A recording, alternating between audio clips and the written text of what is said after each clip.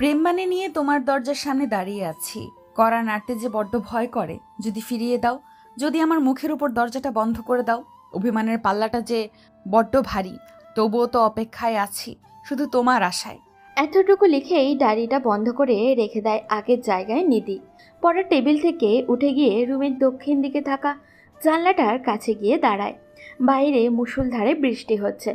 বৃষ্টির ফোঁটায় হালকা আছড়ে পড়ছে নিধির চোখে মুখে, কিন্তু তাতে তার বিন্দু মাত্র হুঁশ নেই। সে তো আছে তার গভীর ভাবনার মাঝে। আচ্ছা, লোকটার এত রাতে কি এমন কাজ আছে যার জন্য এখনো বাড়ি ফেরেনি? এত বৃষ্টির মাঝেও সে বাহিরে এখনো। কোনোভাবে কি শ্রেয়া আপুর সাথে, নয়তো মেহেরাব ভাইয়া কি আমাকে কখনো বুঝবে না? তার চোখে কি আমার পাগলামোগুলো পড়ে না? সে কি দেখে না তার প্রতি আমার দুর্বলতা? মেহেরাব ভাই, আপনি আজও আমার হবেন না? একটু তাকান আমার দিকে মেহেরাব ভাই, আপনাকে ছাড়া আমি অচল। কথাগুলো বলার সময় নিধির দুই চোখ দিয়ে দুই ফোঁটা অশ্রু গাল বেয়ে গড়িয়ে পড়ে। বজ্রপাতের বিকট শব্দে নিধি ভাবনার জগৎ থেকে ফিরে আসে। ভয়ে তার সমস্ত শরীর কেঁপে ওঠে। দাঁড়ালো না আর জানলার সামনে, সে বন্ধ করে দেয় জানলার গ্লাসগুলো। যে আমার না, কখনো আমার হবে না, যার কাছে আমার কোনো মূল্য নেই, আমার অনুভূতিগুলোর কোনো মূল্য নেই, আমার অপেক্ষার কোনো মূল্য নেই, তার জন্য পথ চেয়ে বসে থাকাটাকে বোকামি নয়? অবশ্যই বোকামি। তার থেকে ভালো এই সুন্দর শীতল বৃষ্টিময় দিনে কাঁথা মুড়ি দিয়ে ঘুমানো। কথাগুলো বিড়বিড় করে বলেই ঘুমের দেশে পাড়ি জমায় নিধি।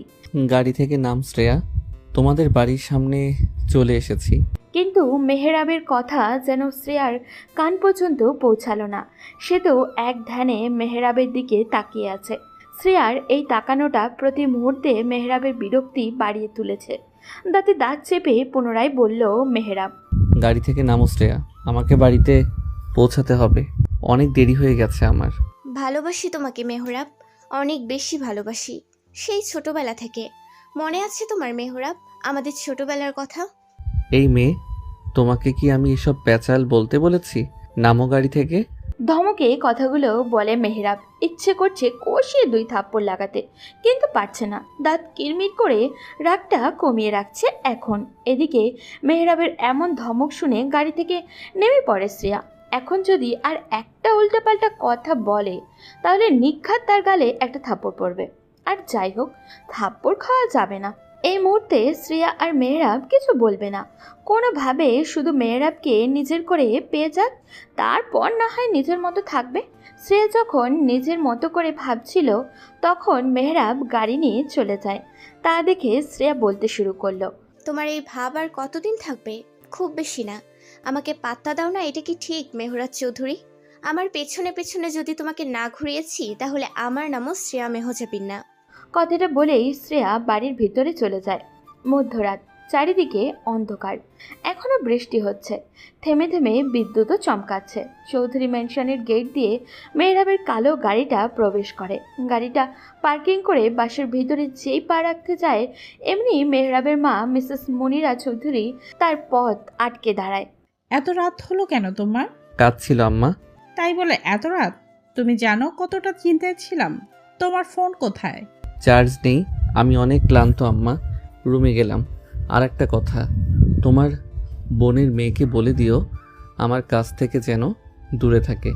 আর তোমার মাথায় যদি তোমার বোনের মেয়ে শ্রেয়াকে আমার বউ করার চিন্তা থাকে তাহলে তা ঝেড়ে ফেলে দাও। আমি আগেও বলেছি, এখনও বলছি। তুমি কি থ্রেট দিচ্ছ মেহরাব? তুমি আমার মা হও, আশা করি বুঝেছ। কথাটি বলেই নিজের রুমের দিকে চলে যায় মেহরাব। মিসেস মুনিরা ছেলের যাওয়ার দিকে তাকিয়ে থাকেন। অনেক পরিবর্তন হয়েছে তার ছেলের মাঝে। আগে শুধু মা মা করত, যা বলতেন তিনি তাই শুনতো। কিন্তু এখন তার ছেলে আগের মতো নেই। কথাগুলো ভেবেই তিনি একটা দীর্ঘশ্বাস ফেললেন। তার ছেলে এতটা পরিবর্তন কেন হলো, তিনি এটাই বুঝে উঠতে পারছেন না। অন্ধকার রুমে আস্তে করে দরজা ঠেলে ভিতরে প্রবেশ করে মেহরাব। প্রবেশ করে দেখতে পায় তার প্রেয়সী কাঁথা মুড়ি দিয়ে ঘুমিয়ে আছে। হালকা ডিম লাইটের আলোয় দেখা যাচ্ছে রুমের মধ্যে থাকা সব কিছু। মেহরাব ধীর পায়ে হেঁটে যায় ঘুমন্ত অবস্থায় থাকা নিধির কাছে। এক পলক তার প্রেয়সীকে দেখে নিঃশব্দে বিছানা থেকে একটু দূরে থাকা পড়ার টেবিলের কাছে এগিয়ে যায়। টেবিলের মধ্যে থাকা তার কাঙ্ক্ষিত জিনিসটি খুঁজতে থাকে এবং পেয়েও যায়। খুব শীঘ্রই তোমার প্রেম বাণী গ্রহণ করব প্রিয় প্রেয়সী। খুব তাড়াতাড়ি প্রকাশ্যে আমার ঘরের দরজা খুলে দিব। আর কিছুটা সময় অপেক্ষা করো প্রিয়, কিছুটা সময়। ভালোবাসি আমিও তো তোমায়, শুধু সময়ের জন্য অপেক্ষায় আছি। তোমার যত অভিমান আছে করো, গুড়িয়ে দেব তোমার অভিমান খুব তাড়াতাড়ি প্রেয়সী। কথাগুলো বলেই পুনরায় চোখ বুলায় তার হাতে থাকা ডায়েরিটাতে। ডায়েরিটা আগের জায়গায় রেখে এক পলক নিধিকে দেখে নিঃশব্দে রুম থেকে প্রস্থান করে মেহরাব। এটি তার নিত্যদিনের কাজ। প্রতি রাতেই নিধির ঘুমানোর পরে রুমে এসে এক পলক তাকে দেখে তারপর ডায়েরিটা দেখা। এই ডায়েরিটার মধ্যেই যে তাকে নিয়ে তার প্রেয়সীর অনুভূতি, অভিযোগ, অভিমান সব কিছু লিখে রেখেছে। এটা যে তাকে জানতেই হবে। গুমট পরিবেশ, ব্যবসা গরমও, সূর্যের কিরণ চারিদিকে তীব্রভাবে আছড়ে পড়ছে। সূর্যের এই তেজটা ভালো লাগছে না বলেই হয়তো মেঘের কণাগুলো তাকে ডাকা দিতে ব্যস্ত। এই ব্যস্ত শহরের ব্যস্ত মানুষগুলোই ছুটে চলেছে তাদের নিজ নিজ কাজের গন্তব্যের দিকে। স্কুল কলেজের ছাত্রছাত্রীরাও ছুটে চলেছে তাদের শিক্ষা প্রতিষ্ঠানে। এক সপ্তদশী কন্যা পরনে তার মেডিকেল কলেজের সাদা অ্যাপ্রন, মাথায় কালো রাঙা হিজাব, কখন থেকেই রাস্তার এপাশ আর ওপাশ ঘুরে বেড়াচ্ছে, মুখে বিড়বিড় করে কে যেন বলছে। আর এই কন্যার প্রতিটা কর্মকাণ্ড পর্যবেক্ষণ করে যাচ্ছে একজন যুবক। যুবকটি এগিয়ে গেল সেই মেয়েটির কাছে। এই যে মিস, আপনি এখানে ঘুরপাক খাচ্ছেন কেন এভাবে? যুবকটির কথায় মেয়েটি ছোট্ট চোখ করে তাকায়। সেটা আপনাকে কেন বলবো? মেয়েটির করা পাল্টা প্রশ্নে যুবকটি ভ্রুকুচকে তাকায়। আমি তোমার বড়, তাই আমি যা বলবো তার উত্তর দেবে, তা না করেই তুমি উল্টাপাল্টা প্রশ্ন করছো। যুবকটির কথা এবার মেয়েটি তার দুই হাত ভাঁজ করে দাঁড়ায়। বলেন এবার আপনার কি প্রশ্ন? নির্ঘাত আমি ভালো মেয়ে, তাই কিছু বলছি না। তোমাকে যখন থেকে দেখেছি এখানে, একবার রাস্তার ওই পাশে তো আরেকবার এই পাশে, এইভাবে ঘুরপাক খাচ্ছ কেন? এমনি। এমনি নাকি অন্য কিছু? আমার তো মনে হয় কলেজে না যাওয়ার ধান্দা। এখন আপনি কিন্তু বেশি করছেন। থুর, আপনার মতো একটা পাগলের সাথে কথা বলার ইচ্ছাই নাই আমার। বলেই মেয়েটি চলে যায় সেখান থেকে। আর যুবকটি চেঁচিয়ে বলে, হ্যাঁ, এই মেয়েটা আমাকে কি বললো? আমি পাগল? শেষমেশ এই বাচ্চা মেয়ে আমাকে পাগল উপাধি দিয়ে চলে গেল। এই আবরার সায়নকে পাগল বললো। এই মেয়ে, তোমার নাম কি? তোমার সাহস কি করে হয় এই আবরার সায়নকে পাগল বলার? সায়নের ডাকে একটু দূরে থাকা মেয়েটি তার দিকে ফিরে তাকিয়ে মুখ বাঁকিয়ে পুনরায় চলে যায়। এদিকে সায়ান মেয়েটির কাজ দেখে থ মেরে দাঁড়িয়ে আছে। পিছন থেকে গাড়ির শব্দে সায়ানের হুঁশ ফিরে পিছন করে দেখে মেহরাবের গাড়ি। গাড়িটির সাথে হেলান দিয়ে দাঁড়িয়ে আছে মেহরাব। এভাবে ব্রুকুচকে আমার দিকে তাকিয়ে আছিস কেন? আমার কথা বাদ দে, আগে এটা বল, কোন সকালবেলা বলেছিলাম আমার বাসায় আসতে, আর রাস্তার মাঝে এভাবে স্ট্যাচু হয়ে দাঁড়িয়েছিলি কেন? আর বলিস না, তোর বাসে আসতে যাচ্ছিলাম, কিন্তু এখানে একটা মেয়েকে দেখে আমার পাগুলো থেমে গিয়েছিল। কিন্তু মেয়েটা যে এমন ঝগড়াটে হবে এটা আমার ভাবনাতেও ছিল না। দুনিয়াতে কত মেয়ে দেখলাম, কিন্তু এমন একটা বজ্জাত মেয়ে আমি আমার জীবনে দুইটা দেখিনি। তা কি করেছে ওই মেয়ে শুনি? আরে ভাই শোন।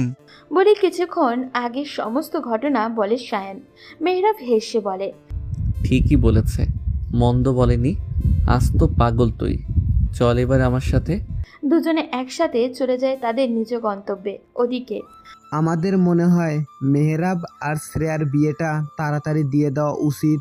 আমার মেয়ের তো আর কম বয়স হয়নি, তোমার ছেলেরও বিয়ের সময় হয়ে এসেছে। কথাটি বলেন শ্রিয়ার বাবা মনিরুল ইসলাম। আমি এখানে আরেকটা প্রস্তাব দিতে এসেছি। আমি চাইছি আমাদের ছেলে সাইফের সাথে নিধির বিয়ে দিতে। ওর তো আর মা বাবা থেকেও নেই, আপনারাই ওর গার্ডিয়ান। এখন আমরা হয়তো নিধিকে দেখে রাখি, প্রকাশ্যে আমরাই ওর গার্ডিয়ান, কিন্তু যতই ওর মা বাবা আলাদা থাক না কেন, নিধি তার বিষয়ে সকল সিদ্ধান্ত তারাই নেন। তোমার এই প্রস্তাবের কথাটা আমি আমার বোনকে জানাবো, আমার বোন যা বলবে তা তোমাদের জানাবো। আরেকটা কথা তোমাদের বলে দেই, মেহরাব যদি শ্রেয়াকে বিয়ে করতে চায় তাহলে আমি দিব, আর যদি না চায় তাহলে বাদ। আমার ছেলের মতামতের বিরুদ্ধে আমি কিছুই করব না। কথাটি বলেই জহির চৌধুরী ড্রয়িং রুম থেকে প্রস্থান করেন। আত্মীয়ের মাঝে আত্মীয়তা করা তিনি একদমই পছন্দ করেন না, কিন্তু চাইলেও কিছু করতে পারছেন না। তার খারাপ সময়ে এই মনিরুল ইসলামই সাহায্য করেছিলেন। এখন এই সাহায্যের বিনিময়ে তার একমাত্র ছেলে মেহরাবকে মনিরুল ইসলাম তার মেয়ের জামাই হিসাবে চায়। মনিরুল ইসলাম মেহরাবের মায়ের দিকে তাকিয়ে বললেন, শুনো মুনিরা, তোমাদের বিপদের সময় কিন্তু আমি মনিরুল ইসলাম পাশে ছিলাম, ভুলে যেও না কিন্তু। যেইভাবে তোমাদের বিপদে আমি পাশে ছিলাম, ঠিক সেইভাবে তুমিও পাশে থেকো। তোমার জামাই আর ছেলেকে বোঝাও, রাজি করাও আমার মেয়েকে মেনে নিতে। যদি না মানে তাহলে খুব খারাপ হয়ে যাবে বলে দিলাম। আশা করি খুব তাড়াতাড়ি আমাদের সুসংবাদটা পেয়ে যাব।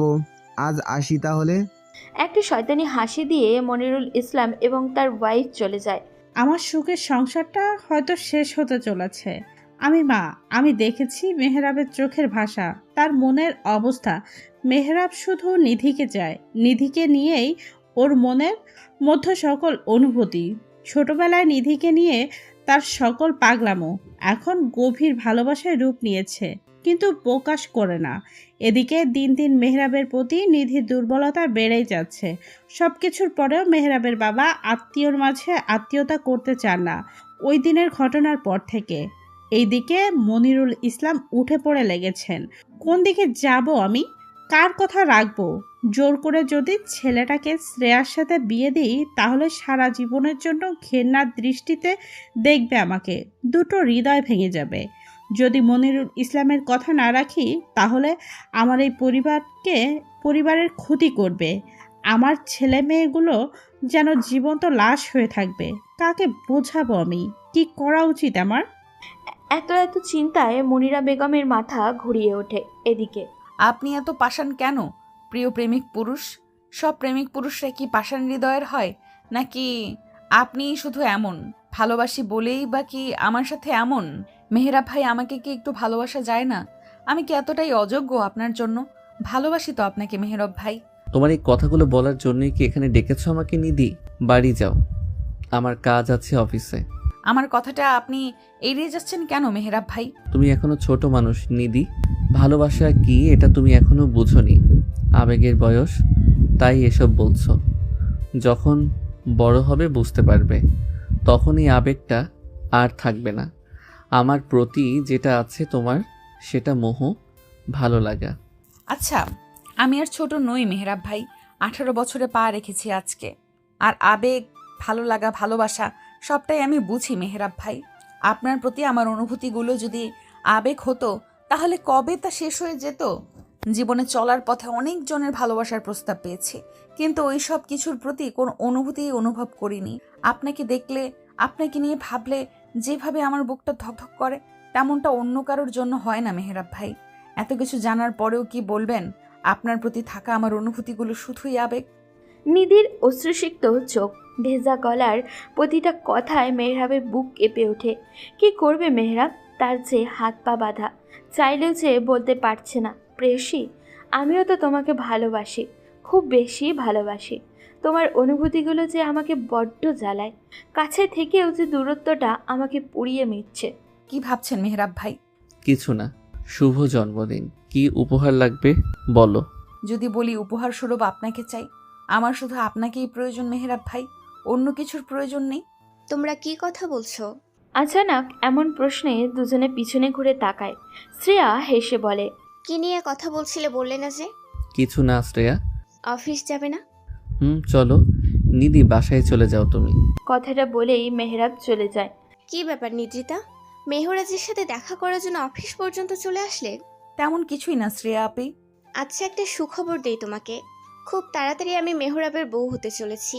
মেহরাবের পরিবার সবাই রাজি, মেহরাবও রাজি। আমাকে মেহরাবের পাশে দারুণ মানায়, তাই না নিধি? ওকে, আমি যাই তাড়াতাড়ি। অফিসের কাজ শেষ করে মেহরাবকে নিয়ে ঘুরতে যাব। বাই নিধি। পরের জন্মে একটি রঙিন প্রজাপতি হয়ে আসবো। তপ্ত দুপুরে আপনার পিছু পিছু উড়ে বেড়াবো, তবুও আপনার পিছু ছাড়বো না। হয়তো আমায় বলবেন তুমি বেহায়া, উত্তরে আমি একটা বানিয়ে দিব। আপনার জন্যই তো মেহরাব ভাই। তখন কি পারবেন আমাকে দূরে ঠেলে দিতে? হয়তো না। আপনাকে যদি এই জন্মে না পাই, তাহলে পরের জন্মে প্রজাপতি হয়েই আপনার পিছু নেব, তবুও পিছু ছাড়বো না আপনার। তখন তো ঠিকই আমাকে আপনার হাতের মধ্যে রাখবেন, রঙিন প্রজাপতির রূপে আমাকে দেখে মুগ্ধ হবেন, আপনার পাশে রাখবেন। যদিও এটা গল্পের মতো হবে, তখন বাস্তবতার সাথে মিল নাও থাকতে পারে। আচ্ছা, এই গল্পটা যদি পূর্ণতা পায় কেমন হবে তখন? নিধি যখন আনমনে কথাগুলো ভেবে রাস্তা দিয়ে হাঁটছিল, তখনই তার পেছনে শব্দ করে একটা গাড়ি থামে। ঠিকভাবে যদি চালকটি গাড়িটি না থামাতে পারতো, তাহলে হয়তো এই গাড়িটি নিধির উপর দিয়ে যেত। গাড়ি থামানোর শব্দে নিধি তড়িঘড়ি করে একপাশে গিয়ে দাঁড়ায়। গাড়ির দরজা ঠেলে বাইরে বেরিয়ে আসে একজন যুবক। শ্যামবর্ণ পুরুষটি মাথায় হালকা বড় কালো কচকচে চুলগুলো পিছনের দিকে ফেরানো, পরনে ব্লু কালার শার্ট, হাতে ঘড়ি। হেই মিস, আর ইউ ওকে? হ্যাঁ। এইভাবে আনমনে কেউ রাস্তা দিয়ে চলাফেরা করে? কখন থেকে গাড়ির হর্ন বাজাচ্ছি, কিন্তু আপনার কোনো হুঁশ নেই। আর একটু হলে তো অ্যাক্সিডেন্ট হতো। ভাগ্য ভালো, ঠিক সময় থামাতে পেরেছিলাম। দুঃখিত। ইটস ওকে, নেক্সট টাইম সাবধানে চলাফেরা করবেন, নয়তো বিপদ হতে পারে। ওয়েট, আপনাকে আমি চিনি। আপনি মেহরাবের বোন, মানে মেহরাবের ফুপুতো ভাই মেয়ের, রাইট? আপনি হয়তো আমাকে চিনতে পারেননি। আমি সাইফ, আদ্রিয়ান সাইফ, মেহরাবের খালাতো ভাই। আই হোপ এখন চিনতে পেরেছেন। আপনি এত হুম হুম করেন কেন? আমি এতগুলো কথা বললাম, তার বিনিময়ে আপনার কাছ থেকে শুধু হুম হুম উত্তর পেলাম। সাধারণত মেয়েদের দেখি অনেক কথা বলে, কিন্তু আপনি চুপ। যাই হোক, কোথায় যাচ্ছিলেন? জি, বাড়িতে যাচ্ছি। আমিও খালামণিদের বাড়িতেই যাচ্ছি, চলুন একসাথে যাই। সমস্যা নেই, আমি একা যেতে পারবো, আপনি যান। আপনি কি কোনোভাবে আমাকে বিরক্ত ভাবছেন মিস নিধি? না, তেমন কিছু না। তাহলে আমাদের দুজনের গন্তব্য একই জায়গায়, রাস্তা একদিকে। আমি এত করে বলার পরও আপনি যেতে চাচ্ছেন না যে? আসলে আমার একটু কাজ ছিল বাহিরে। সমস্যা নেই, আপনার কাজ শেষ হলে একসাথে যাব। এখন গাড়িতে ওঠেন। কোথায় যাবেন জায়গার নাম বলেন, আমি নিয়ে যাচ্ছি। দুজনের কথোপকথনের মাঝেই মেহরাবের গাড়ি এসে থামে। এখানে কি করছো তোমরা? কিছু না ভাইয়া, তোমাদের বাড়ির দিকেই যাচ্ছিলাম। কিন্তু তোমরা দুজন কোথায় যাচ্ছ? ওই যে একটু আশেপাশে ঘুরতে যাব, তারপর রেস্টুরেন্টে যাব। তোমরা আমাদের সাথে আসো, মজা হবে। গাড়ির ভিতর থেকেই কথাগুলো বলে সায়ান। তখন সাইফ নিধির দিকে তাকিয়ে বলে, মেহরাব ভাইদের সাথে কি তুমি যাবে নিধি? তোমার তো একটু কাজ ছিল। সাইফকে সম্পূর্ণ কথা শেষ করতে না দিয়ে মেহরাব বলে উঠল, যাবে ও আমাদের সাথে? মেহরাবের কথায় নিধি মাথা তুলে তাকায় তার দিকে, কিন্তু মেহরাবের চোখ চাহনি দেখে মাথা নামিয়ে নেয় পুনরায়। মিনমিন করে বলে, আপনার সাথে নিয়ে কি আমাকে কষ্ট দিতে চান মেহরাব ভাই? নিধির এই মিনমিনে কথা বুঝতে না পেরে গাড়ি থেকে বের হতে হতে সায়ান জিজ্ঞাসা করে, কি বলছো নিধি? কিছু শুনতে পাইনি। আমি আপনাদের সাথে যেতে পারবো না এখন সায়ান ভাইয়া। কেন, কি হয়েছে? সায়ানের প্রশ্নে যখন নিধি কিছু বলতে যাবে, ঠিক তখনই এতক্ষণ চুপ করে থাকা শ্রেয়া বলে ওঠে, ওরা না যেতে চাইলে না যাবে, এত সাধার কি আছে? আমাদের দেরি হচ্ছে কিন্তু। উপস্থিত থাকা মেহরাব আর সায়ান বিরক্তি নিয়ে তাকায় শ্রেয়ার দিকে। ধমকে বলে ওঠে মেহরাব, তোমাকে এত কথা বলতে কে বলেছে শ্রেয়া? আমি যখন একবার বলেছি নিধি যাবে মানে যাবে। আর এই যে তুমি কি এমন কাজ আছে এখন যেতে পারবে না? আসলে আমি মেঘলার জন্য অপেক্ষা করছিলাম এখানে, ও আসবে তাই।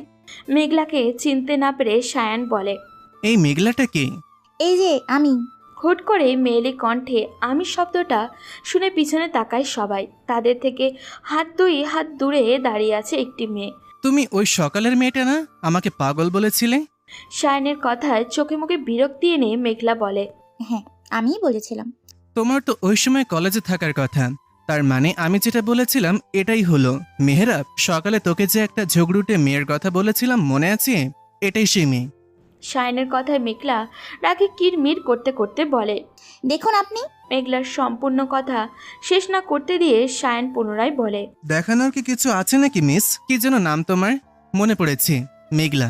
ওদিকে পরিস্থিতি বেগতিক দেখে ধমকে মেহরাব বলে, চুপ করো সবাই। সবাই যখন উপস্থিত এখানে, গাড়িতে ওঠো এবার।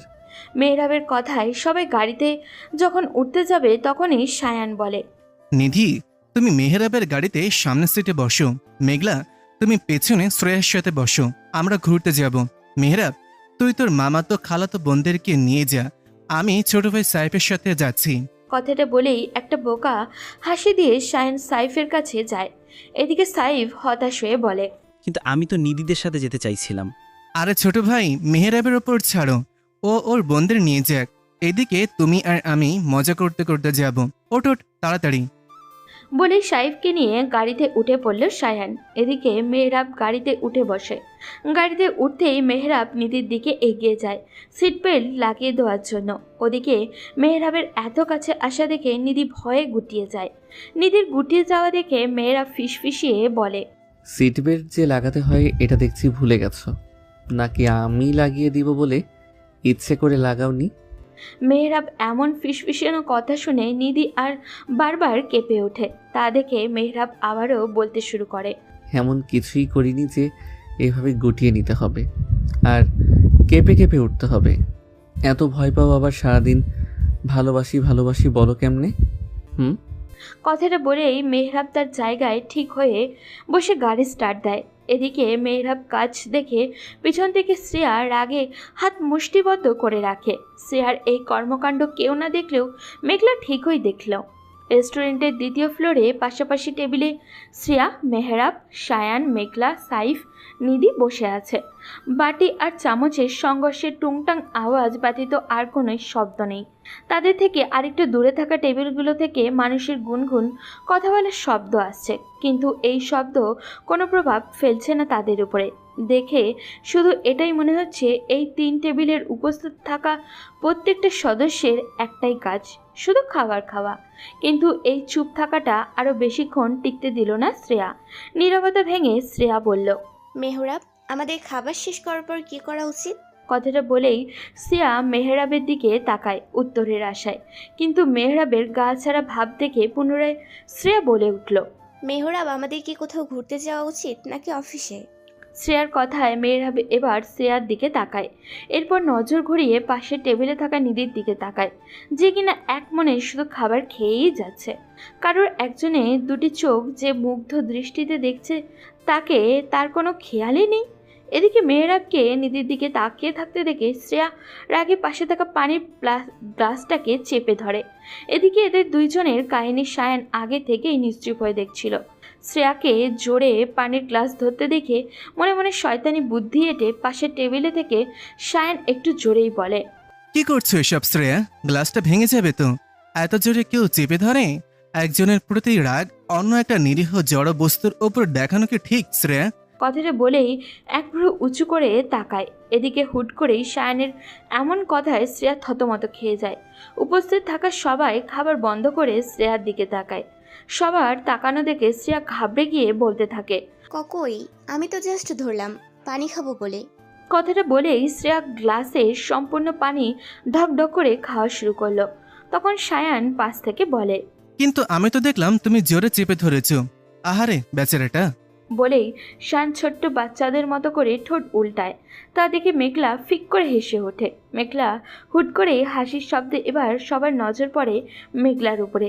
তা দেখে মেঘলা তার ঠোঁট দুটোর উপরে আঙুল চেপে ধরে। সরি, আসলে উনি শায়ান ভাইয়ের সাথে বলার ধরন দেখে আমার হাসি পেয়ে গেছে। ছে ভাই, এই মেয়ে, আমি তোমার ভাই হই কেমনে? ভাই ভাই করবে না একদম। দুনিয়াতে আমার বোনের অভাব নাই, শুধু একটা বইয়ের অভাব। ভাই না ডেকে পারলে জামাই বলে ডাকো, নয়তো তোমার বলা উনি এটাও বলে ডাকতে পারো। আরেকবার ভাই বলে সোজা কারাগারে বন্দি করে রেখে দিব। আমার জানা মতে ভাইয়ের বন্ধুর সম্পর্কে ভাই হয়। কিন্তু আমি তোমার ভাই লাগি না, তাছাড়া ভাইয়ের বন্ধু ভাই হয় এটাও মানি না আমি। কিছুক্ষণ আগে যে জায়গা চুপচাপ ছিল সে জায়গায় এখন হয়েছে পূর্ণ হয়ে গেল। তখন নিধি বলে, কিন্তু শ্রেয়া আপু মেহরাব ভাইকে কিছু জিজ্ঞাসা করেছিল, মেহরাব ভাই এখনো তার উত্তর দেয়নি কেন? নিধির কথাটা শেষ হওয়ার সাথে সাথে মেহরাব সবার দিকে একবার নজর বুলিয়ে বলে, চুপচাপ সবার খাবার শেষ করে আগের মতো গাড়িতে বসবে। কোনো প্রকার ঝামেলা যেন না হয়। যদি কোনো প্রকার ঝামেলা করার চিন্তা কারো মাথায় থাকে আর চেষ্টা করো, তাহলে তাকে গাড়ির নিচে চাপা দিয়ে দিব। মাথায় রেখো কথাটা। আমার দিকে না তাকিয়ে খাবার শেষ করো তাড়াতাড়ি। ধমকে উঠে বলে শেষের কথাটা। মেহরাবকে ধমক খেয়ে আর কেউ কথা বলল না। সবাই মাথা নিচু করে চুপচাপ খাবার খেতে লাগলো। ওদিকে আমার একমাত্র শালী মিসেস মুনিরা চৌধুরী, কেমন আছো তুমি? ফোনের ওপাশে কণ্ঠটা চিনতে সময় লাগেনি মিসেস মুনিরা চৌধুরী, তার একমাত্র বোনের জামাই। কিসের জন্য ফোনটা করেছে তাও ভালো করে জানেন তিনি। কি হলো মুনিরা, কিছু বলছো না যে? আমার কথাটা কি শুনতে পাচ্ছ না মুনিরা? বলেন। তোমার ছেলেকে কি বলেছিলে কথাটা? না, বলা হয়নি। কেন? যাই হোক, আজকে রাতের মধ্যেই জানাও। সামনেই মাসেই শুভ কাজটা শেষ করতে চাইছি। কালকে এসে পাকা কথা শেষ করব। মেহরাব রাজি না হলে কিন্তু মেহরাবের বাবা রাজি হবে না। এটা আমার দেখার বিষয় না। তোমার ছেলেকে যেভাবে পারো রাজি করাও। মোট কথা, আমার রাজি চাই। এখন রাখি। মুনিরুল ইসলাম কলটা রাখার সাথে সাথেই মুনিরা চৌধুরী মেহরাবের কাছে কল করেন। একবার দুইবার রিং বাজার পর মেহরাব কল ধরে।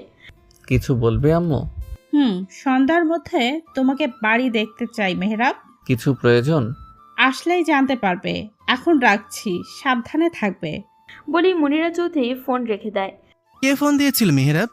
সায়ানের কথায় মেহরাব পিছনে ফিরে তাকায় তার দিকে। আম্মু দিয়েছে, বলেছে সন্ধ্যার মধ্যে বাড়িতে উপস্থিত থাকতে। এখন কোথায় যাবি? শপিং মলে কিছু কেনাকাটা করতে হবে। চল। দুইজন তাদের গাড়িতে বসে পড়ে। গাড়িতে উঠেই মেহরাব একবার নিজের দিকে তাকিয়ে আর একবার গাড়ি চালানোর দিকে মন দেয় আর ভাবতে থাকে। কেন জানি মনে হচ্ছে কোনো কিছু একটা হারিয়ে ফেলবো। বুকটা যে বারবার ধকধক করে কিছু জানান দিচ্ছে, কিন্তু আমি যে বুঝতে পারছি না কোনোভাবে কি আমি নিধিকে হারিয়ে ফেলবো। না না, এটা হবে না কখনো। এই কথাটা ভাবতেই যে আমার সমস্ত শরীর শিউরে উঠছে। এটা হতে দেওয়া যাবে না। কথাগুলো ভাবতে ভাবতেই মেহরাব পুনরায় নিধির দিকে তাকায়। নিধির চোখ গড়িয়ে জানলা ভেদ করে বাহিরের যানজট রাস্তা দেখতে ব্যস্ত। একজোড়া চোখ যে একরাশ হারানোর ভয় নিয়ে তাকিয়ে আছে তার দিকে। তার বিন্দুমাত্র খেয়াল নেই নিধির। মেহরাবের গাড়িটা একটা শপিং মলের সামনে এসে থামে। তাদের পিছনে সাইফের গাড়ি। গাড়ি থেকে একে একে সবাই নেমে পড়ে। একসাথে জড়ো হয়ে শপিং মলের ভিতরে যাওয়া শুরু করে। যার যা পছন্দ কেনাকাটা করো। কেনাকাটা শেষ হবার পর সোজা এই দোকানের সামনে থাকবে। এদিক সেদিক গেলে পা ভেঙে দিব। মনে রেখো, তোমাদের হাতে 2 ঘন্টা সময়। এই 2 ঘন্টার মধ্যে কেনাকাটা শেষ করবে। আপনারা কি যাবেন না আমাদের সাথে? মেঘলার কথার বিপরীতে সায়ান তার দিকে তাকিয়ে চোখ টিপ মেরে বলে, তোমাদের মেলে জিনিস কেনাকাটায় কি আমাদের দেখাতে চাও মেঘরানি? আমি কিন্তু এক পায়ে রাজি। সায়ানের এমন উত্তর শোনার জন্য উপস্থিত কেউই প্রস্তুত ছিল না। গোল গোল চোখ করে সবাই সায়ানের দিকে তাকিয়ে আছে। সবাইকে একসাথে তাকাতে দেখে সায়ান বলে, আমি সুন্দর এটা জানি, তাই বলে এভাবে দেখার কিছুই নেই। কথাটা বলেই একটু ভাব নিয়ে দাঁড়ায় সায়ান। তখন নিধি দুষ্টুমি করে বলে, ভাইয়া, আমরা আপনাকে দেখছি না। আসলে বুঝতে চাইছি আপনি একটু আগে কি বলছিলেন। নিধির কথায় সবাই হেসে ওঠে। তখন মেহরাব বলল, তোমাদের শপিং করার সময় কিন্তু শেষ হয়ে যাচ্ছে। আর মেঘলা, তোমরা তোমাদের মতো শপিং করো। আমরা ছেলেরা আলাদাভাবে করছি। সবার শেষ হলে এখানে এসে থাকবে, একসাথে যাব। আচ্ছা বলি মেঘলার সবাই একসাথে যাওয়ার জন্য পা বাড়ায়। আমি তোমাদের সাথে যাব না, মেহরাবের সাথে থাকবো। হুট করে শ্রেয়ার এমন কথা শুনে দুজনের পা জোড়া থেমে যায়। শ্রেয়ার দিকে তাকিয়ে সায়ান যখন কিছু বলতে যাবে তখন মেহরাব তাকে ইশারা করে থামিয়ে দেয়। এরপর বলে, আমার সাথে থেকে কি কাজ তোমার শ্রেয়া?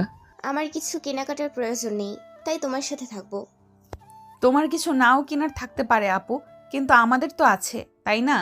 আমাদের সাথে চলো, একটু সাহায্য করবে। তোমার চয়েস তো সেই আপি। নিধি কিন্তু ঠিকই বলেছে শ্রেয়া, তুমি বরং ওদের সাহায্য করো। এখানে তুমি মেহরাবের সাথে চাইলে থাকতে পারবে না, আমিও সাথে আছি। তোমার সরল সহজ অতি ভদ্র ভাই সাইফ আছে। এত ছেলের সাথে থাকতে চাইলে ওদের সাথে যাও, ছোট বোনদের একটু দেখে রাখবে। শায়ন ভাইয়া কিন্তু ঠিকই বলেছে শ্রেয়াপু, আমাদের সাথেই চলো। মেঘলার কথা শুনে সায়ান বিড়বিড় করে বলে, দেখেছ, সাদে কি আর বজ্জাত মেয়ে বলি? বলেছি যেন ভাইয়া না ডাকি, তারপরও এই মেয়ে ভাই বলে আমার হৃৎপিণ্ডটাকে ভেঙে গুঁড়া করে দেয়। এদিকে সায়ানদের কথোপকথনের মাঝেই মেহরাব দূরে থাকা একজন কালো পোশাক পরা ব্যক্তিকে চোখ দিয়ে কিছু একটা ইশারা করেই বাঁকা হাসি দেয়। মেহরাব ইশারা দেওয়ার সাথে সাথেই শ্রেয়ার ফোনে একটা কল আসে। শ্রেয়ার ফোনে এমন সময় হুট করে কল আসে, বিরক্তি নিয়ে তাকায় ফোনের স্ক্রিনে ভেসে থাকা নাম্বারটা দেখেই শ্রেয়া এক পলক সবার দিকে তাকিয়ে বলে, তোমরা যাও, আমি আসছি। বলেই শ্রেয়া হনহন করে চলে যায়। শ্রেয়া চলে যেতেই মেহরাব নিধির উদ্দেশ্য করে বলে, তোমরা দাঁড়িয়ে না থেকে নিজেদের কাজে যাও। মেহরাবের কথায় ওরা দুইজন চলে যায়। মেঘলারা সামনে চলে যাবার পরে সাইফ বলে ওঠে, ভাই আমি যাই ওদের সাথে, আমার কিছু। সাইফকে সম্পূর্ণ কথা শেষ করতে না দিয়ে শায়ান সাইফের কাঁধ ধরে টেনে এনে কাঁধের মধ্যে চাপড় মেরে বলে, কিছুক্ষণ আগে তুমি কোথায় ছিলে ছোট ভাই? মেহেরাব কি বললো শুনতে পাওনি? আসলে ভাই আমিও কয়েকটা শাড়ি কিনতাম। কার জন্য শাড়ি কিনবে তুমি? আসলে মেহরাব ভাই আপনার। একটা কথা বলতে গিয়ে এত লাল হয়ে যাচ্ছ কেন ছোট ভাই? মতলবটা কিন্তু ভালো ঠেকছি না। শায়ানের কথায় সাইফ লাজুক হেসে বলে, আমি নিধিদেরকে কিছু ড্রেস কিনে দিতে চাই। নিধিদের নাকি শুধু নিধিকে? প্রশ্নটা করেই মেহরাব সাইফের সামনে এসে কাঁধে হাত রেখে বলে, নিধির থেকে দূরে দূরে থাকবে সাইফ, নয়তো নিধির প্রিয় প্রেমিক পুরুষ তোমাকে সোজা উপরে পাঠিয়ে দিবে, তাও বিনা টিকিটে। এবার চলো আমাদের সাথে। নিধির প্রেমিক মানে? কোনো প্রশ্ন নয়, সোজা চলো এখন। প্রেমিক পুরুষকে তার সময় হলে জানতে পারবে। কথাটা বলেই মেহরাব হাঁটা শুরু করে, তার সাথে শায়ানও। পিছন পিছন সাইফও আসছে, তার মাথার মধ্যে এক ঝাঁক প্রশ্ন নিয়ে। ব্যস্ত শহরের ব্যস্ত রাস্তা দিয়ে মেহরাবের গাড়িটা নিজ গতিতে সামনের দিকে এগিয়ে চলেছে। সময়টা সন্ধ্যা, চারিদিকে ল্যাম্পপোস্টের আলোতে উজ্জ্বল হয়ে আছে রাস্তাগুলো। গাড়িতে মেহরাব আর নিধি ছাড়া আর কোনো অস্তিত্বই নেই। মেহরাব আপন মনে গুনগুন করে গান গাইছে আর ড্রাইভ করছে। এদিকে নিধি সিটের সাথে হেলান দিয়ে চোখ বুজে আছে, হয়তো চোখ বুজে মেহরাবের গুনগুন করে গাওয়া গানটা শুনতে চাইছে। কি ব্যাপার মহারানী, কি বেশি ক্লান্ত? এত চুপচাপ যে? অন্য সময় তো মেহরাব ভাই করে মাথা ধরিয়ে দাও। কথাটি বলেই ভ্রু উঁচু করে তাকায় নিধির দিকে। নিধি ওভাবেই বসে থেকে বলে, আপনি কি শ্রেয়া আপুকে ভালোবাসেন মেহরাব ভাই? নিধির করা প্রশ্নে মেহরাবের কুচকে থাকা ভ্রু আরও কুচকে যায়। সে কিছুটা রাগী গলায় বলে, তোমাকে কি আমি এটা জিজ্ঞেস করেছি নিধি? তোমাকে বলেছি বেশি ক্লান্ত লাগছে কিনা, আর তুমি আমাকে তার বিনিময়ে কি বলছো? আমি শ্রেয়াকে ভালোবাসি কিনা? এটা কি ঠিক নিধি? না, কিন্তু আপনি বললে সমস্যা কোথায় মেহরাব ভাই? আপনি কি ভালোবাসেন তাকে? হ্যাঁ ভালোবাসি। হয়েছে এবার? মেহরাবের উত্তরে নিধি এবার মাথা নিচু করে বসে থাকে। চোখ দুইটা পানিতে টইটুম্বুর হয়ে ওঠে। নিধির ভেজা চোখ দেখে মেহরাবের বুকের ভেতরটা ধক করে ওঠে। মনে মনে বলতে থাকে, ক্ষমা করে দিও নিধি, তোমাকে কষ্ট দেওয়ার ইচ্ছা আমার বিন্দু মাত্র নেই। আমি চেষ্টা করছি তো সম্পূর্ণ করে তোমাকে পাবার জন্য। আমিও যে ভালোবাসি তোমাকে প্রেয়সী, খুব করে ভালোবাসি, কিন্তু চাইলেও যে মুখ ফুটে বলতে পারছি না। কি করব বলো? মা বাবা ফুপি ফুপাকে রাজি না করানো পর্যন্ত তোমাকে আমার মনের কথা বলতে পারবো না নিধি। অপেক্ষা করো কিছুদিন প্রেয়সী, খুব শীঘ্রই তোমার হয়ে যাব। শুধু কিছুটা দিন অপেক্ষা করো, তোমার চোখে এক ফোঁটা পানি পড়তে দেব না। মনে মনে কথাগুলোই ভেবে একটা দীর্ঘশ্বাস ফেলে মেহরাব অতঃপর গাড়ি চালানোর মনোযোগ দেয়। কিছুটা সময় পর তাদের গাড়িটা বাড়ির সামনে এসে পৌঁছায়। আমরা বাড়িতে চলে এসেছি নিধি।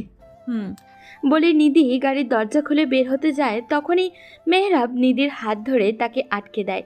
নিধির হাতে একটা শপিং ব্যাগ দেয়। হঠাৎই মেহরাব তাকে শপিং ব্যাগ দেওয়ায় অবাক দৃষ্টিতে তাকায় মেহরাবের দিকে। নিধির দৃষ্টি বুঝতে পেরে মেহরাব বলে, এটা তোমার জন্য পছন্দ হয়েছিল তাই নিয়ে আসলাম। এখন বাসায় যাও, ফ্রেশ হয়ে রেস্ট নাও, ভালো লাগবে। আমার এটার প্রয়োজন নেই মেহরাব ভাই, আপনার ওই ভালোবাসার মানুষ শ্রেয়া আপিকে দিয়ে দিন। নিধির বলা কথায় মেহরাবের অনেকটা অবাক হওয়ার ভান করে বলে, কি হলো এসব নিধি? এত ভালোবেসে আনলাম তোমার জন্য, তুমি বলছো তোমার প্রয়োজন নেই, উল্টো শ্রেয়াকে দিয়ে দেওয়ার কথা বলছো। এটা কি ঠিক করলে নিধি? এইভাবে আমার মনটা ভেঙে দিতে পারো না। যাই হোক, কোথায় যেন খুব করে কিছু পড়ছে, পোড়া পোড়া গন্ধ আসছে। তুমি কি গন্ধটা পাচ্ছ নিধি? মেহরাবের এমন হেয়ালির কথা শুনে নিধির দাঁত কিরমির করে বলে, পেয়েছি, মন পুড়েছে আমার, এটা মন পুরার গন্ধ। বলেই নিধি ব্যাগগুলো নিয়ে বাড়ির ভিতরে চলে যায়। নিধির চলে যাওয়া দেখে মেহরাব মুচকি হেসে বলে, পাগলি কোথাকার। কথাটা বলেই মেহরাব ফোন দেয় শায়ানের কাছে। ফোন দেওয়ার সাথে সাথেই রিসিভ হয়। শায়ান হয়তো এই কলটা আসবে বলেই তৈরি ছিল। হ্যাঁ বল মেহেরাব। ঠিক মতো পৌঁছেছিস? হুম। ঠিক আছে, কালকে একটু কাজ আছে আমাদের, তৈরি থাকিস। বাই। বলেই ফোনটা কেটে দেয়। ঠোঁটের কোণে ফুটে ওঠে একটা বাঁকা হাসি। গাড়িটা পার্ক করে বাড়ির ভিতরে প্রবেশ করে। ফ্রেশ হয়ে আমাদের রুমে আসো মেহরাব, তোমার বাবা অপেক্ষা করছেন। বলেই মেহরাবের মা মুনিয়ারা বেগম সোফা থেকে উঠে দাঁড়ায়। মেহরাব অবাক হয়ে বলে, কি এমন জরুরি কথা যার জন্য আজকে বাবাও বাসায় এই সময়? ফ্রেশ হয়ে আসো, তারপর না হয় জানতে পারবে। হুম। বলেই মেহরাব তার রুমে চলে যায়। মেহরাবের চলে যাওয়ার পর মুনিরা বেগম তার রুমে যায়। কিছুক্ষণ পর মেহরাব তার বাবা মায়ের রুমের সামনে গিয়ে দরজায় টোকা দেয়। শব্দ শুনে মুনিরা বেগম রুমে আসতে বলে। মেহরাব রুমে ঢুকতেই তার বাবা জহির চৌধুরী বলেন, তোমাকে একটা কথা বলতে চাই মেহরাব, আশা করি বোঝার চেষ্টা করবে। বলো আব্বু। আমরা তোমার বিয়ের কথা বলতে চাইছি। এতদিনে তুমি হয়তো এতটুকু অবগত হয়েছো যে আমরা কার সাথে তোমার বিয়ে নিয়ে ভাবছি। আমি জানি, কিন্তু আমি তোমাদের আগেই বলে দিয়েছিলাম আমি শ্রেয়াকে বিয়ে করতে পারবো না। তোমাকে এটা মানতে হবে মেহরাব, আমাদের মান সম্মানের কথা এটা। তুমি জানো, যখন আমরা বিপদে পড়েছিলাম তখন এই মনিরুল আমাদের সাহায্য করেছিল। জানি আব্বু, তার বিনিময়ে তিনি কিন্তু আমাদের থেকে কম সম্মান পাননি। তাছাড়া আঙ্কেলের কোনো প্রয়োজন কিন্তু আমাদের থেকে কম সাহায্য নেননি। যা চেয়েছেন তাই দেওয়া হয়েছে তাকে। তাই বলে যে তার জামাই হিসেবে আমাকে চাইবে, এটা ঠিক না। আমি পারবো না শ্রেয়াকে বিয়ে করতে। আমরা তোমাদের বিয়ে ঠিক করে নিয়েছি। সামনের মাসে ভালো দিন দেখে তোমাদের বিয়ে দিয়ে দেব। আমাকে না জানিয়ে ঠিক করেছো কেন? কারণ তোমাকে জানালে কখনো মত দিতে না। তোমার কি মনে হয় আমি এখন মত দিব? অসম্ভব এটা। তুমি শ্রেয়াকে বিয়ে করতে চাও না কেন? কারণ আমি নিধিকে চাই, ভালোবাসি আমি ওকে। মেহরাবের এমন উত্তরে জহির চৌধুরী থমকে যান। এমনটা হয়তো তিনি কখনোই আশাই করেননি। এটা অসম্ভব মেহরাব, তোমার কাছ থেকে এমনটা আশা করিনি আমি। তুমি খুব ভালো করেই জানো আত্মীয়দের মাঝে আত্মীয়তা আমার একদম পছন্দ নয়। শুধুমাত্র মনিরুলের কাছে আমি ঋণী বলে এই সম্বন্ধে রাজি হয়েছি। আমি জানি এটা, আর এটাও জানি কেন আত্মীয়দের মাঝে আত্মীয়তা করতে চাও না। কিন্তু তোমার ধারণা ভুল আব্বু। ফুপি আর ফুপার সম্পর্কে ফাটল ধরাই এই না যে সবার ক্ষেত্রে এমনটা হবে। আমাকে জ্ঞান দিতে এসো না মেহরাব। যাই হোক, তুমি যে নিধিকে ভালোবাসো তা কি নিধি জানে? আমি নিধিকে ভালোবাসি তা নিধি জানে না। ঠিক আছে, নিধিকে ভুলে যাও আর শ্রেয়াকে বিয়ে করার জন্য প্রস্তুত হও। দুঃখিত আব্বু, ছোট থেকে এই পর্যন্ত তোমাদের কথা মতো চলেছি, কিন্তু এখন তোমার এই কথা রাখতে পারবো না আমি। তুমি বাধ্য মেহরাব, তোমাকে এটা করতেই হবে। শ্রেয়াকে আমি এই বাড়ির বউ হিসেবে চাই। একটা দত্তক ছেলে নিয়ে নাও, তার সাথে শ্রেয়াকে বিয়ে দিয়ে দাও, তাহলে শ্রেয়া এই বাড়ির বউ হয়ে যাবে। তোমাদের ঋণ শেষ হবে, আঙ্কেলের ইচ্ছাটাও পূর্ণ হবে। ফাজলামো করছো তুমি? না, তোমাদের মতামত দেওয়া শেষ। আমি বলবো এবার, আমি নিধিকে ভালোবাসি, বিয়ে নিধিকেই করব। এতদিন চুপ ছিলাম, ইচ্ছা ছিল তোমাদের বলে রাজি করিয়ে নিধিকে বিয়ে করব। যেহেতু তোমরা এটা মানো না, তাই আমি নিধিকে নিয়ে দূরে চলে যাব। এবার তোমাদের সিদ্ধান্ত। শ্রেয়াকে আমি বিয়ে করব না, এটাই আমার লাস্ট কথা। কথাটা শেষ করেই মেহরাব কাউকে কিছু বলতে না দিয়ে দরজা ঠেলে বাইরে চলে আসে। মেহরাবের চলে যাওয়া দেখে জাহির চৌধুরী একটা দীর্ঘশ্বাস ফেলেন। তিনি খুব ভালো করেই জানেন মেহরাব তাদের কথা মেনে চললেও যেটা তার অপছন্দ তা সে ভুলেও করবে না। সরাসরি কথার বিপরীতে কিছু না করলেও যখনই তার সিদ্ধান্তে পছন্দ হয়নি তখন অন্য উপায় বের করবে সে। সেই জায়গায় আজকে তো সরাসরি নাই করে গেছে। এদিকে মেহরাবের চলে যাবার পর মুনিরা বেগম মনে মনে বলতে থাকেন, আমিও তোমার মা মেহরাব, শ্রেয়াকেই তোমার বউ করে আনবো খুব তাড়াতাড়ি, তাও তোমার মতে। দেখি তুমি কিভাবে না করতে পারো। আর রইল নিধি, তাকেও তো আমি তোমার থেকে অনেক দূরে পাঠিয়ে দিব।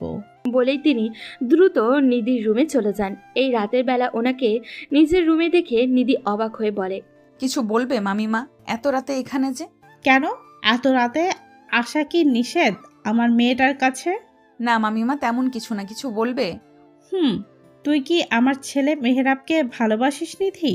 হুট করেই মুনিরা চৌধুরীর এমন প্রশ্নে নিধি অনেকটা অবাক হয়ে যায়। নিধিকে চুপ থাকতে দেখে মুনিরা চৌধুরী পুনরায় বলেন, আমি কিছু জানতে চাইছি নিধি। হুট করে এমন প্রশ্ন কেন মামিমা?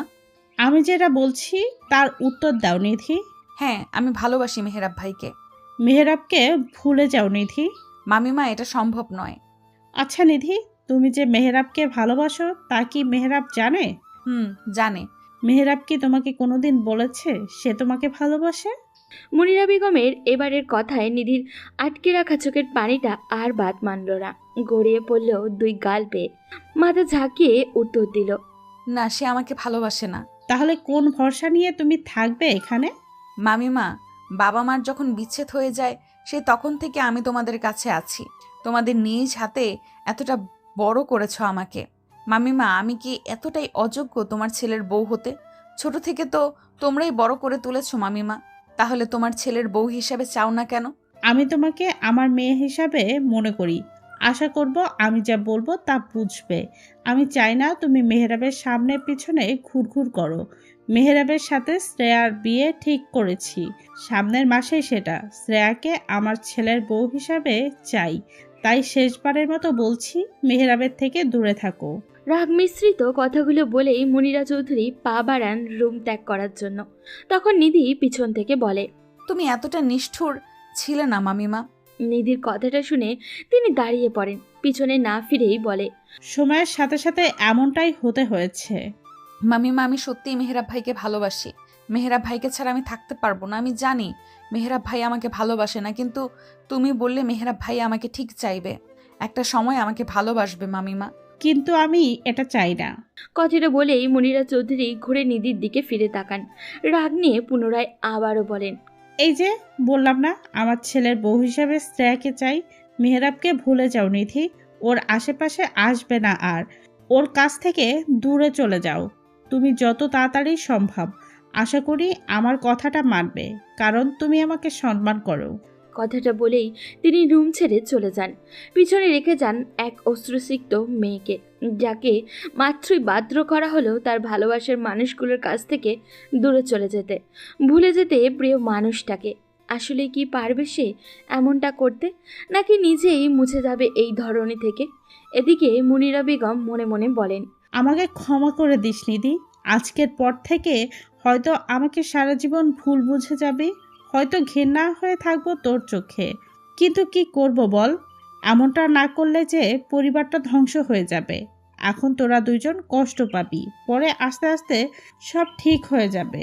আর তোদের যদি এক করে দিই তাহলে মনিরুল পুরো পরিবারটা শেষ করে দিবে। আমাকে ভুল বুঝিস না তোরা। কথাগুলো ভাবতে ভাবতেই চোখের কার্নিশ বেয়ে 2 ফোঁটা পানি গড়িয়ে পড়ে মেহরাবের মায়ের। আলতো হাতে পানিটা মুছে তিনি রুমের দিকে অগ্রসর হন। আমাকে তাড়াতাড়ি কিছু করতে হবে সায়ান। কালকে রাতে আম্মু আব্বু ডেকে নিয়ে বলল সামনের মাসে শ্রেয়া আর আমার বিয়ে দিবে। যদিও আমি না করেছি, এদিকে এখনও আমার মনের কথা নিধিকে জানানো হয়নি। আম্মু আব্বুর মত নিয়ে বলবো বলে। একদমই কথাগুলো বলে গাড়ির সাথে হেলান দিয়ে দাঁড়ায় মেহরাব। চোখে মুখে ক্লান্তিতে ভরপুর, তার লাল হয়ে আছে 2 চোখ। হয়তো রাতে ঘুম হতে পারেনি। কিছু বলছিস না কেন সায়ান?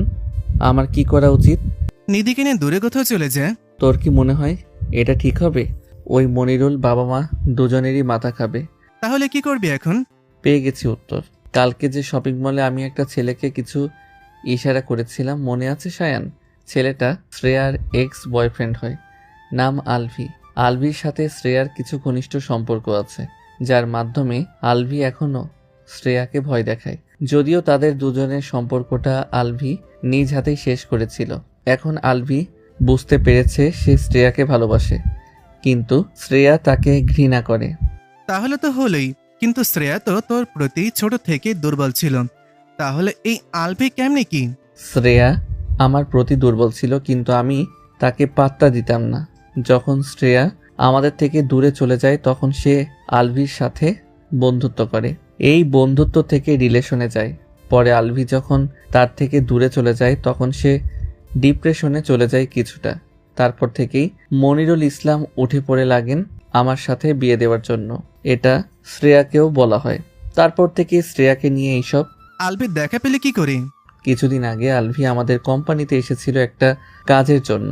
তখনই সে আমার পাশে শ্রেয়াকে দেখতে পেয়ে অবাক হয়েছিল, সাথে খুশিও। কিন্তু শ্রেয়াও আলভিকে দেখে অনেকটা অবাক হয়েছিল। তাদের একে অপরের চাহনি দেখে আমি কিছুটা আঁচ করতে পেরেছিলাম। পরে আমি আলভিকে জিজ্ঞাসা করেছিলাম সে শ্রেয়াকে চিনে কিনা।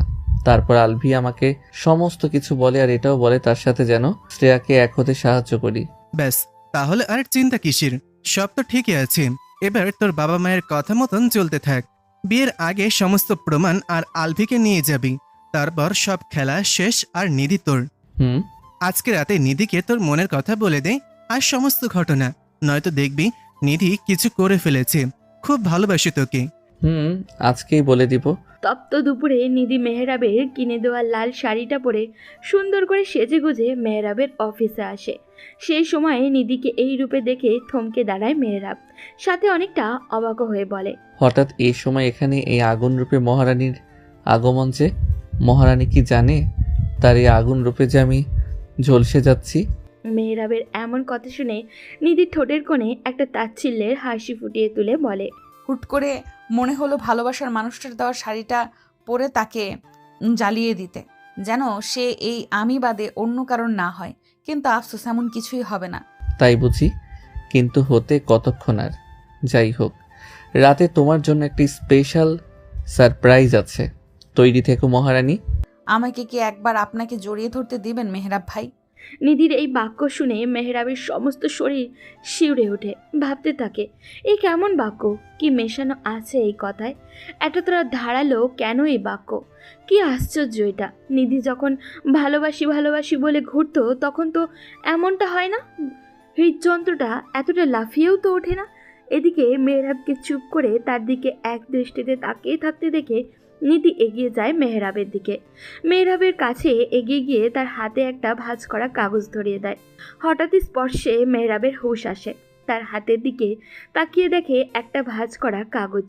জিজ্ঞাসার দৃষ্টিতে নিধির দিকে তাকালে নিধি বলে ওঠে, আমি এখান থেকে বের হবার 5 মিনিট পরে আপনার হাতে এই কাগজটা খুলবেন মেহরাব ভাই, তার আগে না, কথা দিন।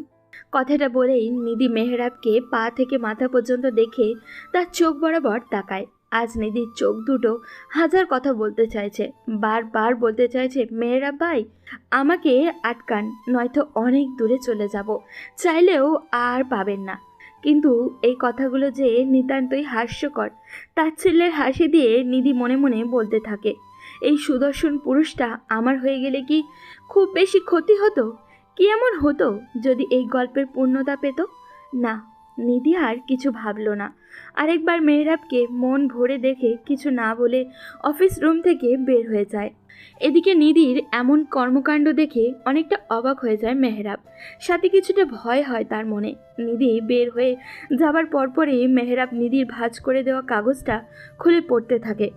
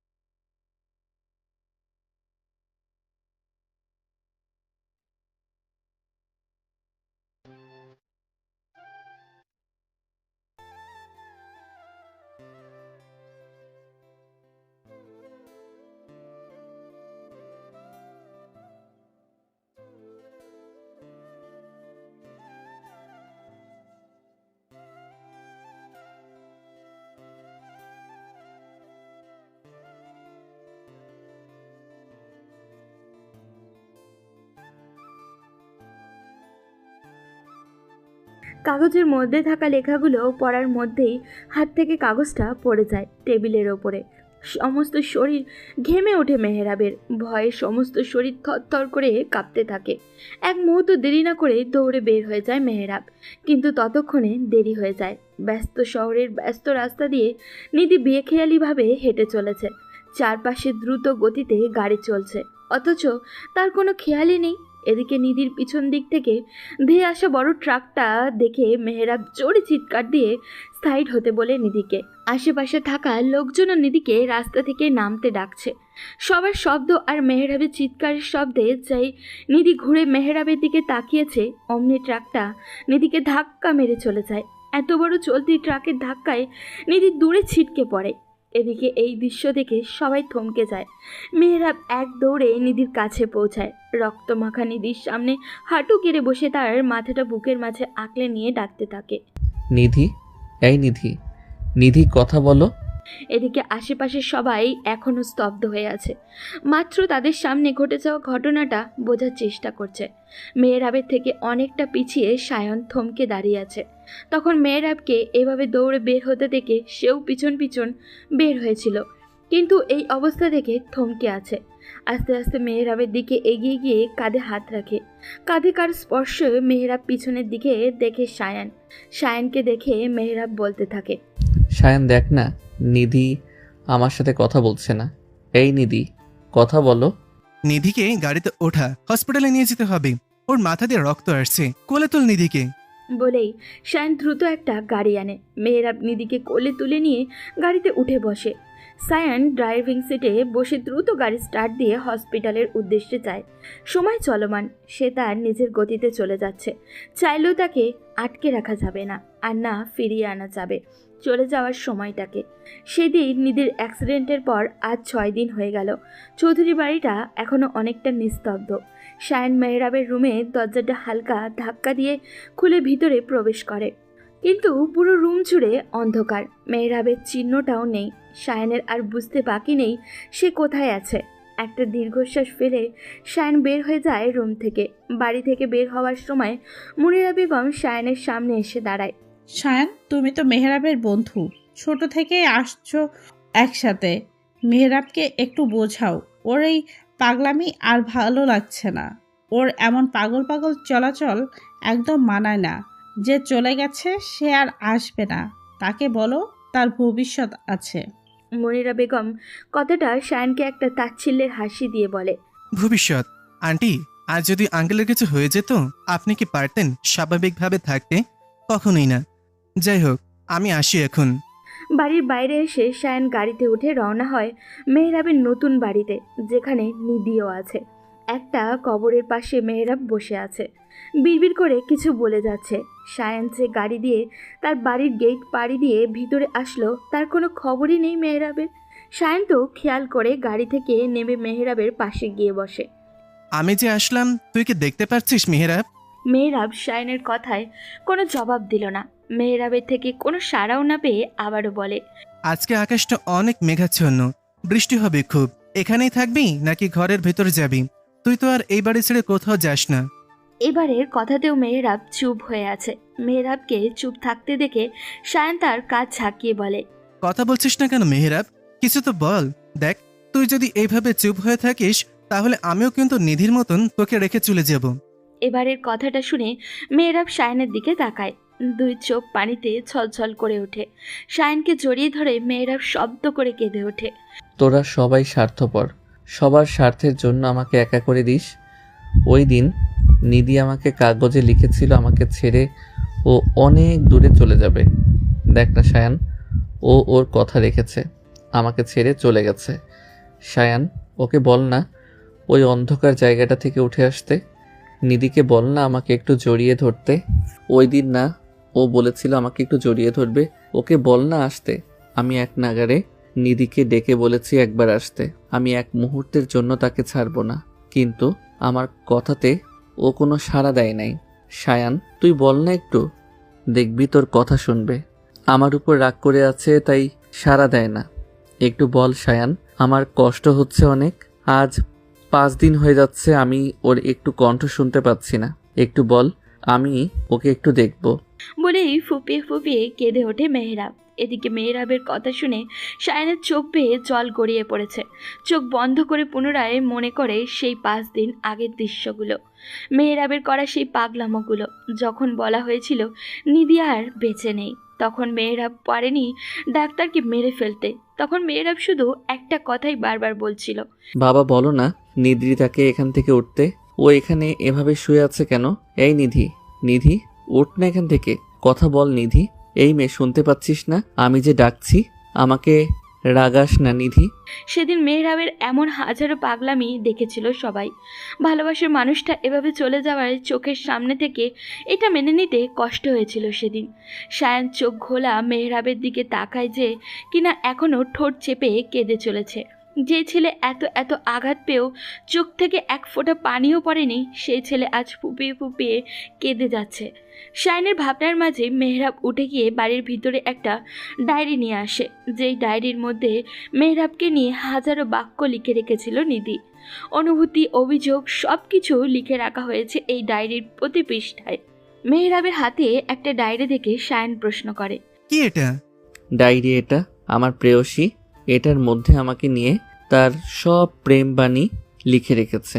এই পুরোটা জুড়ে শুধু আমার কথা লেখা, আমার প্রতি তার অনুভূতি, অভিযোগ সব লেখা আছে, কিন্তু পূর্ণতা নিয়ে কিছু লেখা নেই। নিধি আমাকে ছেড়ে চলে গেছে, কিন্তু রেখে গেছে তার এই অসম্পূর্ণ ডায়েরিটা। জানিস এই ডায়েরির শেষে কি লেখা আছে? কি লেখা আছে? তুমি আমার এক অসম্পূর্ণ গল্পের এক অসম্পূর্ণ ডায়েরি, যেখানে ছড়িয়ে ছিটিয়ে আছে অজস্র কাহিনী। শূন্যের পাতায় পূর্ণতা চাই, তাই তো বারবার তোমার কাছে ফিরে যাই, শুধুমাত্র বিন্দু পরিমাণ ভালোবাসার আশায়। কিছু গল্পের পূর্ণতা হয় না, চাইলেও দেওয়া যায় না। জীবনটাই তো অসম্পূর্ণতায় ভরা, তাই কিছু প্রেম থাকুক না অপূর্ণ, তাতে যদি কেউ পূর্ণতার মূল্যায়ন একটু হলেও করে। আজ এই পর্যন্তই, দেখা হবে পরবর্তী কোনো গল্পতে। সেই পর্যন্ত সবাই ভালো থাকবেন এবং সুস্থ থাকবেন।